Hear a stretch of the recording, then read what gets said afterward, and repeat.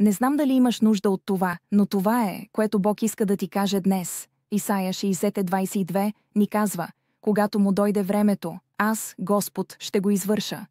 Господ има съвършен план за твоя живот и той ще се изпълни точно когато имаш нужда. От днес можеш да положиш глава спокойно върху възглавницата си, защото Бог държи живота ти в ръцете си. Той действа в най-важния момент и ще направи всичко да се случи в точното време.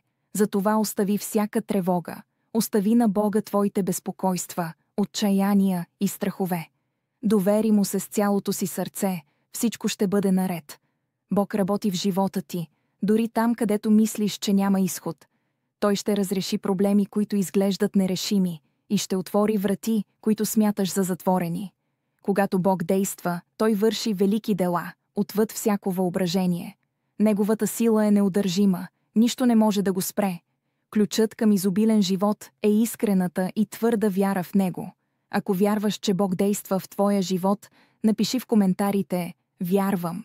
Ако мислиш, че това послание може да докосне някого, който е специален за теб, сподели това видео. Искаш ли да научиш повече как да укрепиш вярата си и да се подготвиш за завръщането на Исус?